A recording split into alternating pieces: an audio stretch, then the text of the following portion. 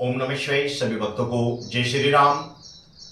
एक विषय मैंने सबसे ज्यादा देखा है, लाइव में सबसे ज्यादा मैंने सवाल पूछा जाने वाला सवाल ये होता है कि गुरुजी हमारे ऊपर किस देवता की अनुकंपा है या हमारे ऊपर कौन सी शक्ति आ रही है। ये सवाल मैंने बहुत सारे साधकों से सुना है। मुझे आज तक ये बात समझ नहीं आई कि क्या आपको ये आभास ही नहीं होता कि आपके पास कौन सी शक्ति आ रही है या किस देव देवता की आपके ऊपर अनुकंपा है। और यदि आपको जो अनुभव मैं आपको बता रहा हूं, यदि यह अनुभव आपको नहीं होते तो इसका मतलब यह है कि आपके ऊपर कोई भी देवता या किसी भी देवता की कोई भी किसी तरह की कोई भी अनुकंपा नहीं है। क्योंकि जब भी हमारे ऊपर किसी न किसी देवता की किसी न किसी शक्ति की अनुकंपा होती है तो ये अनुभव अवश्य हो जाते हैं, ये अनुभव अवश्य दिखाई देते हैं। अवश्य साधक को पता लग जाता है कि हाँ मेरे साथ में अमुक शक्ति जुड़ी हुई है। तो वो लक्षण कौन कौन से होते हैं, अनुभव कौन कौन से होते हैं, वो सभी मैं आपको बता रहा हूं। जब भी कोई सिद्धि साधना अनुष्ठान आप करते हैं तो अनुभव अवश्य होते हैं। वो अनुभव कौन से होते हैं तो आइए जानते हैं। देखो, यदि आपको एग्जाम्पल, यदि आपको हनुमान जी के कि कोई शक्ति, हनुमान जी के कोई दूत, हनुमान जी के कोई गण आपके साथ जुड़े हुए हैं तो आपको 100% स्वप्न में आपको उड़ते हुए, आप स्वयं को उड़ता हुआ महसूस करेंगे, उड़ता हुआ देखेंगे। या फिर आप जिस समय श्री हनुमान जी के मंत्रों का जाप करेंगे, श्री हनुमान जी का ध्यान करेंगे, उस समय आपके शरीर में ऑटोमेटिकली रोंगटे आपके खड़े हो जाएंगे, शरीर में झटके लगने प्रारंभ हो जाएंगे और शरीर में बहुत ज्यादा ऊर्जा का संचार होगा, आपको बहुत ज्यादा ताकत का अनुभव होगा। लंबी लंबी उबासी भी आ सकती है और ध्यान पूर्ण रूप से ध्यान केंद्रित होगा। स्वप्न दर्शन खुल जाएंगे।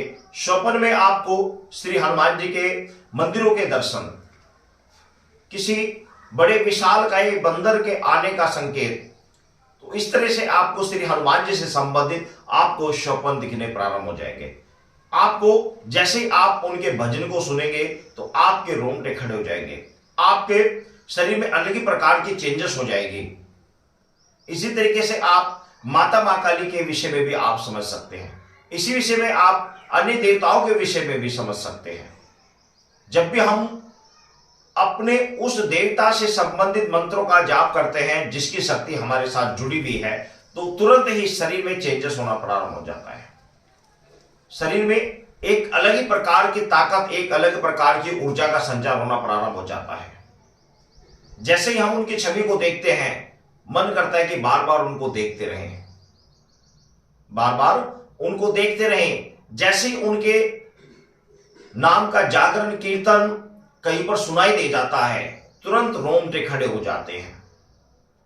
बार बार स्वप्न में उनके दर्शन हो जाते हैं, बार बार तीर्थ स्थानों के दर्शन होते हैं और उनसे संबंधित वस्त्रों को अत्यधिक पहनने का मन करता है।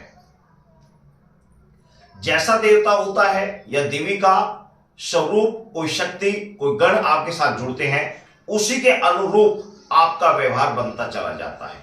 जैसे कि आप शिव शक्ति, भगवान शंकर की आप भक्ति करते हैं तो आपका मन स्वाभाविक ही अपने आप ही बिल्कुल शांत, एकदम शांत और समाधिस्थ रहने का और एकांत रहने का मन करेगा। ज्यादा शोरगुल से मन नहीं लगेगा और बिल्कुल एकांत में रहकर ध्यान करने का, जाप करने का वैराग्य जैसा मन हो जाएगा। अपने आप ही वह गुण आपके अंदर आना प्रारंभ हो जाएगा।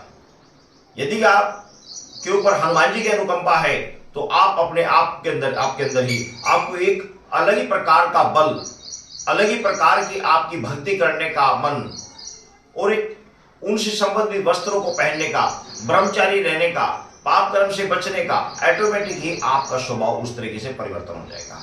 और यदि आपके ऊपर देवी की अनुकंपा है, कोई देवी की शक्ति आपके साथ जुड़ चुकी है तो 100% आपका बार बार आपका श्रृंगार करने का मन करेगा। चाहे मेहंदी लगा रहे हो या फिर आप नकुल पॉलिश लगा रहे हो या कुछ भी, आपका मन कुछ ना कुछ करने को करेगा।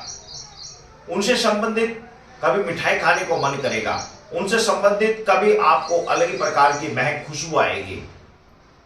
तो जिस भी देवी देवता से संबंधित आपके ऊपर शक्ति प्रसन्न होती है उससे संबंधित ही आपको अनुभव होने प्रारंभ हो जाते हैं। माता काली जिन साधकों पर अनुकंपा करती है, जिनके ऊपर माता काली की शक्तियां, माता काली की योगिनियां, उनकी सेविकाएं साधक के ऊपर आती हैं या साधक को रास्ता देते हैं, उनके साथ जुड़ी हुई हैं, तो ऐसे साधक कभी भी गलत बातों को बिल्कुल बर्दाश्त नहीं करते। जरा सी भी झूठ उनके सामने उन्हें बर्दाश्त नहीं होता। कोई गलत शब्द जरा सा भी उनके सामने बोल देता है तो तत्काल ही उसका जवाब ऐसा देते हैं, बड़े करारा देते हैं, और उनकी कही हुई बातें सत्य हो जाती हैं। जिस व्यक्ति को उन्होंने अपने मन से किसी को श्राप दे दिया या अपने मन से किसी के लिए बुरा सोच दिया, तो उसके लिए 100% बुरा ही हो जाता है। आपको स्वयं ही आप देख सकते हैं, स्वयं ही आप आकलन कर सकते हैं कि मेरे साथ में कौन सी शक्ति चल रही है। क्योंकि साधक को पूजा करते समय, सोते समय या फिर अपने दिनचर्या के अनुसार अपने आप ही आभास हो जाता है कि हां, मेरे ऊपर किस देवता की अनुकंपा है।